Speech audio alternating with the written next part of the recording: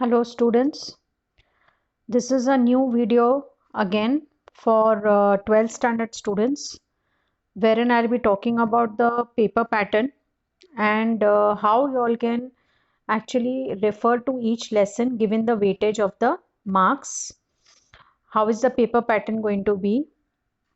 I will talk about the maps, the graphs, certain things which you all have to keep in mind. You all need not worry about anything as and how it has been told. Just relate to it with each lesson and start your work where the practicing of maps is concerned, the studying is concerned, all of that. There are back exercises given for each lesson. So solve those back exercises also for each and every lesson. Practice maps. That's very important. Now, when we go to when we open the first index wherein the chapters are given, the first chapter is population part 2. Population part 1 was given. Human settlements and land use is third chapter. Primary economic activities, secondary economic activities, tertiary economic activities, region and regional development, geography, nature and scope, world map, all of that is given. So there are altogether there are 8 lessons in your 12th standard book. Now, according to the purpose of doing this paper pattern video was basically to get you all aware of how many marks have been allotted to each lesson, and in options these marks can increase to what extent. Secondly, how have you all to approach? I will be explaining you all through this video. So let's begin this video. Now, if you look at the first lesson, population, that is population 1, the marks allotted is 12 marks. Population 2, the marks allotted is 8 marks. Human settlements, marks allotted is 8 marks. Primary economic activities is 12 marks. Secondary economic activities is 12 marks. Tertiary economic activities is 10 marks. And region and regional development is 10 marks. So now when we talk about and geography, nature and scope is 8 marks. So now when we talk about this, how do we understand this? Out of these 8 lessons, there are 3 lessons which have been given 12 marks. There are 3 lessons which have been given 8 marks. And there are 2 lessons which have been given 10 marks. So on priority basis, what you all are going to study is, give more importance is the marks which have been allotted 12, where 12 has been allotted, those 3 lessons have to be given utmost importance. Second priority would be marks which have been given 10 marks, lessons which have been given 10 marks, sorry, that, and third 8 marks. So this is how the marks have been allotted, the weightage which has been given to each lesson. Now if I go, this sums it up to 80 marks. Now if I go to the next slide, you all will see there are options. Now there can be in options, they can be increased to the level of 17, that is population 1 from 12 to 17. Population 2, 8 marks compulsory, and options it can come up to 11 marks. Human settlements 8 marks, it can go up to 11 marks. That's the third lesson. The fourth lesson, that is primary economic activities, that is 12 marks, can go up to 17 marks. Secondary economic activities, which is the fifth lesson, that is 12 marks which have been allotted. In options it can go up to 17 marks. Sixth lesson, that is tertiary economic activities, that is 10 marks, it can go up to 14 marks. Seventh lesson, that is region and regional development, that goes up to 14 marks. Eighth lesson, geography, nature and scope, that is 8 marks, it can go up to 11 marks. Now again, if you see marks which have been allotted where 12 is written, the lessons which have got marks 12 written, options it can go up to what marks? 17 marks. Where it is 10, all those lessons can go up to 14 marks. Okay, and marks which have been lessons which have been given 8 marks, In options, they can go up to 11 marks. That is 112. So options, you all don't have to pay attention. This is what I've given you all, the bifurcation, how it is being given, where marks have been allotted, and options, in options, how many marks it can go up to. You all have to concentrate on only the first section, that is the marks section. So you are going to study population 1, primary economic activities, secondary economic activities at the first priority level. Same goes with 10 marks, wherein tertiary economic activities, region and regional development, that is 10 marks, that is second priority. And third is all 3 lessons, remaining lessons, which is population 2, human settlements, and geography, nature and scope. So that sums it up for the weightage of marks, where marks have been allotted to each lesson. Okay. Now coming to the paper pattern. Now paper pattern, as what I'll be telling you all have to, some questions have been divided into sub questions. So we'll keep a tab on all those what has been told to us. We'll try and understand what exactly it is. First, I'll just read out to you all how many questions have been given, what you will be attempting, and how many marks it is. Okay. Now the first question. The first question what you will get is complete the chain and rewrite in your answer paper. Now, if you all see in certain lessons, you all will get this complete the chain in your back exercises. Okay. So what happens is, suppose if you think of, now if you go to page number 64, you will go to the correct, choose the correct option, you will get some places you will get complete the chain. Some places you will get choose the correct answer from the incorrect group. All of that, correlations, all of that are there. It's a mix in your back exercises. So now complete the chain and rewrite your answer paper. That is 5 marks. Then B question is choose the correct option by identifying the correct correlation in the given statements. That you will be getting. That is for 5 marks. Identify the correct incorrect group of factor, that is 5 marks. Identify the correct correlation, assertion and reasoning, that is 5 marks. Now if you look at this question 1, it is divided, it is total of 20 marks. There are no options given in this. You have to attempt all the questions in this. Okay. And when you all are going to write the complete the chain and rewrite your answer paper, means the same correct answer in chain in the tabular form, you all are going to write it in your papers, in your board exams. Then we go to the next question. Give geographical reasons. Now, as you all can see, I have written any 4 and 4/6. Give reasons is basically for 12 marks. Y'all will be attempting any 4 from the options given. You will be given 6 options. You will be attempting any 4. So each give reason, students, is of how many marks? 3 marks each. So accordingly, you all are going to write your answers. That is 3 marks each give reason. 4 give reasons I will be given. They are of 12 marks and the options is 6. Out of 6, I will be attempting 4 properly. Question 3. Question 3 is distinguish between, that is 9 marks. Okay. You all are going to attempt how many? 3.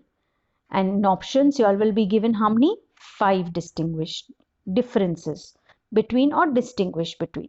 So 9 marks and 3 differences means how much is the distinguish between? It is 3 marks each. So you all are going to write a minimum of 3 points which make complete sense. You all are not just going to write one word answers. No. You all are going to write sentences which make complete sense. If you all are going to write examples also, they have to have sense in that. So distinguish between is any 3 you all will attempt out of the 5 distinguishes given, and each distinguish is for 3 marks. Now question 4 is divided between A and B. Now this I will be talking to you all about in detail. Now mark and name the following on the outline map of the world with suitable index. I will tell you all how to, which pages you all have to go through. Now when you all are given maps, you all will be provided with world maps. You all are supposed to answer 6 questions, out of which there are 8 questions given, out of which you all are going to attempt 6 questions. 6 marks each. So each question is for 1 mark. It carries 1 mark. So again I repeat, mark and name the following on the outline map of the world. That is, out of 8 questions, you all are going to attempt any 6, and each answer is for 1 mark. So that is 6 marks. Question B, read the following maps or graphs. Again, there could be a map or a graph given. You have to answer the questions. That will carry 4 marks. There are no options in this. You will be given 4 questions. You have to attempt all 4 questions. Each answer given for this question carries 1 mark. Till now, am I clear? I hope it is clear to you all. Next, we are going to go on the write short notes on. Now, write short notes on, basically, we will see, I think I've got a vivid, yes. Now, write short notes on, basically, it is of 12 marks. You will be given 5 short notes. Out of 5 short notes, you are going to choose any 3 and you are going to write. Now, this shows that each short note is for how many marks? 4 marks each. So means students, any short note what you all write, minimum has to be of 4 points. I am again telling you all, it should make complete sense. You should be stuck to the topic itself. There should be some relevance and relation with what you all are writing, whether it's give reasons, distinguish, or short notes. So again, short notes, there will be 5 short notes given, out of which students will attempt any 3. Each short note is of 4 marks. So if it is 4 marks, means you're going to write minimum 4 marks. If you want to expand, it's your wish, but minimum 4 has to be written. Next question. We go to question 6. Again, it is divided in A and B. We saw question 1, it was divided in 4 sections. Question 1 is divided in 4 sections. Question 4 is divided into 2 parts. Question 6 is also divided into 2 parts. Read the following passage and answer the question given below. Now, there will be a passage which will be given. Based on that passage, you all have to answer the questions. Now, there will be 4 questions given. You all have to attempt all 4 of them. I repeat, you all have to attempt all 4 of them. There will be no options given in the passage. So, read the passage carefully. Understand, mark, underline the main points when you are reading the passage, so that you don't waste time reading the question and searching for the answer again. First, when you approach the passage, students, to save your time, read the questions properly, then read the passage. Read the questions twice, then read the passage. This saves a lot of your time. This is a tip which I can give you all. So again, I say, for passage, there will be a passage which will be given, and there are many passages which are there in our back exercises. Please solve those, go through those, practice those, and understand how to approach. And the tip what I have given, apply this to the passages what you all are going to solve. So passage is for 4 marks, and the questions which will be given also is for 4 marks. So each question carries 1 mark. So this sums it up for question 6 part A. Now question 6 part B. When I talk about question 6 part B, there are label diagrams which you have to draw. You all will get 3 diagrams in all. You all will get 3 diagrams which you all have to draw, out of which only 2 have to be attempted. Only 2, any 2 you all can draw. Now they have to be neatly drawn. Neatly drawn means the lines, straight lines, the curves have to be neat, the lines have to be neat. One can relate to that diagram. It should not be done in a haphazard way. If there are some labels which need to be done, labeling which needs to be done, you all are supposed to do that properly. The curves and everything has to be perfect. Now 2 diagrams, each diagram is of 2 marks. So 2 plus 2 is 4. So that is 4 marks. So this is the diagram what you all are, 2 diagrams what you all are going to draw. Practice those diagrams which have been given back of the exercise, on the back exercises, as well as some diagrams, just go through them. Okay. Now this is for 4 marks, 3 diagrams, 2 will be attempted. The last question which will come, that will be of answer in detail. Answer the following questions in detail. Now students, over here you all will be given 2 questions. 2 questions you all will be given. This is a long question, students, and you all have to attempt any one. I repeat, 2 questions will be given in question 7. You all have to attempt any one, and it carries 8 marks. That means minimum 8 points. Again, you all have to make it grammatically correct. It has to have relation and relevance to the topic or the question being asked. So this is question 7. Now coming on to maps. Basically, every lesson has these maps. Most of them have these maps. Back exercises where the maps are given. First of all, I would say go through them thoroughly. Now, what you all can do as practice is please get some maps, buy some world maps at home, keep them ready, practice them with colored pencils, nice colored pencils, and they shouldn't be blunt. You should make your index in such a way, the index which is made with nice proper small boxes, neatly labeled.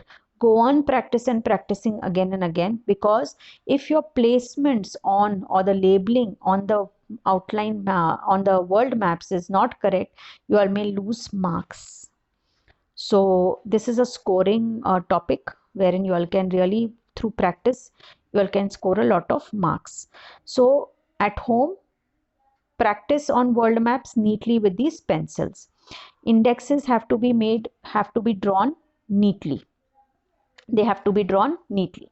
Now if you all see over here, lesson 1, page 11, you all are going to basically see over there that there are some maps given.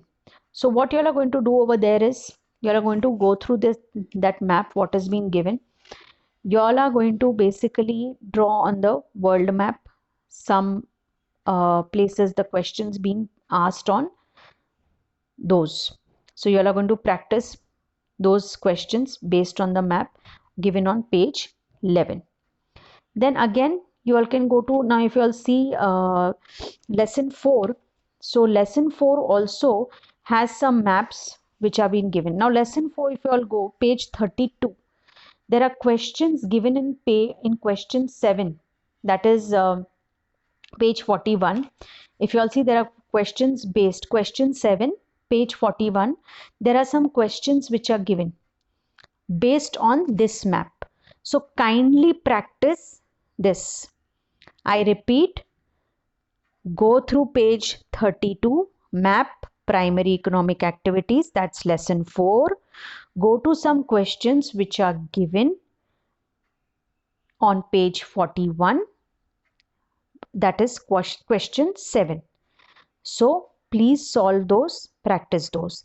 Now if you all can solve some questions given on page 33 also.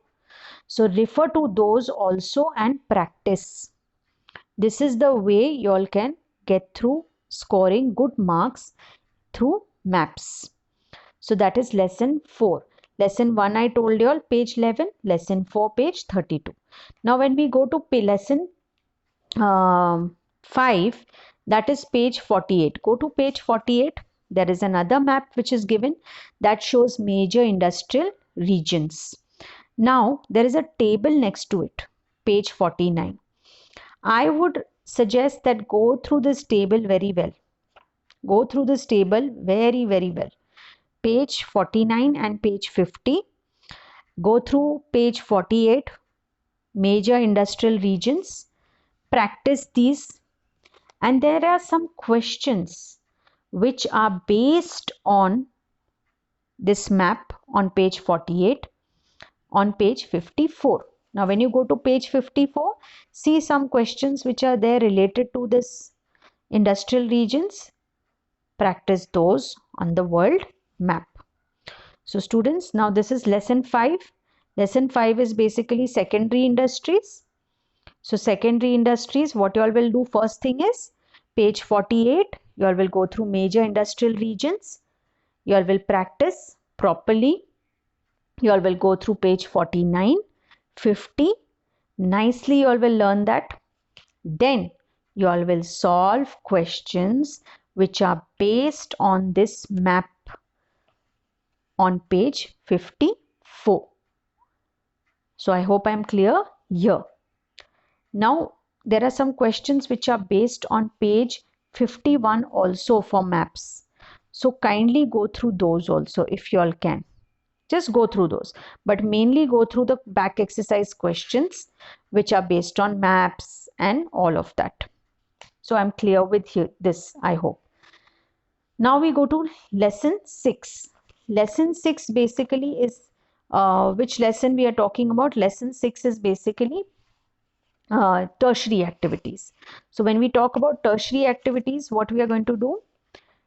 Tertiary activities, we are going to see what is it. Questions page 65. You are going to refer to the page 58. I'm sorry, I by mistake I said secondary activities. This is tertiary activities lesson, economic activities. You all are going to go through those maps. Then refer to the map on page 58. Refer to the map on page 58. Now coming to drawings. Basically, I would say drawing all back exercises which have questions based on drawing, practice those, barring those which are not in the syllabus, students. Now you all have different kinds of settlements in lesson 3. So practice all those different kinds of settlements for drawing. Then you all have the transition theory which is there in lesson 1. So kindly practice those also which are there in lesson 1. So such kind of drawings, whatever is given, the demographic transition theory, practice that. Solve the questions given on page 9. So that comprises of your graph also and drawing also. So when I say passages, first I will come to drawings, go through the demographic transition theory. You all are going to practice that. Then pyramids, different pyramids for drawings on page 12. Practice those for drawings. Human settlements, as I said. Skills of geography, that is in lesson number 8. When I talk about lesson number 8, you all can basically go through page number, one minute, I'll just, page number 76, skills of a geographer. So practice that. So all these diagrams you all can practice. Then we go to passages. What are these passages? As I said, lesson 3, page number 31. When you go to page number 31, you have a passage given over there. Go through that passage. I have told you all the tip how to attempt that question and save a lot of time. So there's a passage which is there in page 31. Then when you go to lesson number 6, that is on page number 65. You go to page number 65, there is a passage given over there too. Solve those questions. That also you all can do. There are some data tables like page 72. Just go through and try solving them. That would also be of great help. Last but not the least is graphs. Now on graphs, when I come to graphs, we need to understand there is certain lot of graphs given, but there are many which are not there in the syllabus. So these are some examples. What I'm telling you all can solve is page number 9. As I said, this was this helps you with your drawing also, as well as basically solving questions based on graphs, because questions based on graphs also will be given to you all. So you all have to understand that that is 4 marks. It carries 4 marks and there is no option in graphs. So you all can practice this, attempt questions, that is demographic transition theory. Then there is on page 16, if you go to page 16, there is some graph given over there, page 16.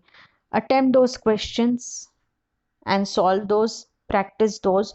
So basically you can speed up your writing. This whole year, due to various reasons, we have not been able to have a normal life altogether. What can we do is, in these few days or which are there in our hands, we can actually speed up our writing. You all can basically time your uh, writing, wherein how many minutes are you all going to give to each question, in how much time are you supposed to finish these questions. Now what I completed over here was the weightage of marks given, and I spoke to you all about the paper pattern.